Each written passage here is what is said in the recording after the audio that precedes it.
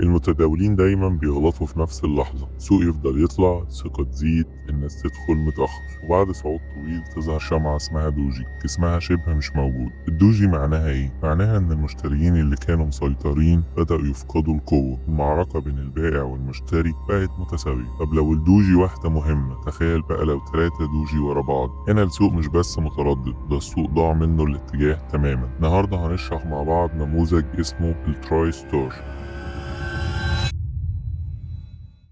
ده نموذج بيتكون من 3 شموع دوجي مع بعض. خلينا نشرح الموضوع بشكل مبسط. أول حاجة لازم يبقى عندي اتجاه صاعد واضح، وفي نهايته يكون 3 دوجي متتاليين. طب ده معناه إيه؟ معناه إن المشتريين يوقفوا، مفيش حد قادر يكمل الصعود، السوق داخل مرحلة فقدان للتوازن، غالبا بعدها بيجي هبوط قوي. فتعال نشوف النموذج ده على الشاشة. ادي عندي هنا اتجاه صاعد على فريم الديلي، وظهر عندي ذا تراي ستار، 3 اشكال للدوجي ورا بعض، دوجي ثم دوجي ثم دوجي. بعدها ايه اللي بيحصل؟ انهيار كامل للاتجاه، وتحول الاتجاه من اتجاه صاعد لاتجاه هابط. عشان كده لازم تخلي بالك جدا من كل شمعة، لان كل شمعة بتحكي لك قصة، وكل قصة ليها فايز، خليك انت الفايز لكل قصة. طب ده التراي ستار في الاتجاه الصاعد، تعال نشوفه في الاتجاه الهابط.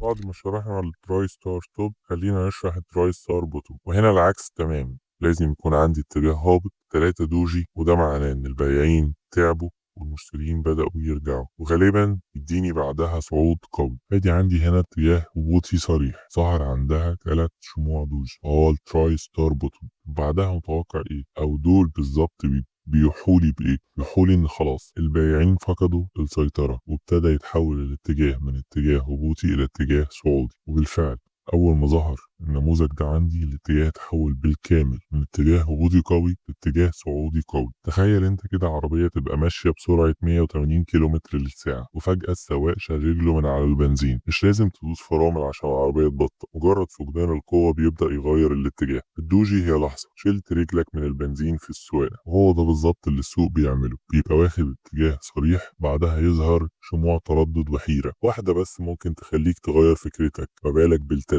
افتكر دايما السوق قبل ما يلف بيحتار، وقبل ما ينهار بيهدى، وقبل ما يعكس بيظهر دوجي. لو شفت 3 دوجي بعد اتجاه قوي، اعرف ان السوق بيقولك انا خلصت الاتجاه ده. لو الفيديو عجبك اضغط لايك، واكتب لي في التعليقات تحت تحب اشرح لك النموذج الجاي ايه، واشترك عشان تبقى دايما سابق السوق بخطوة.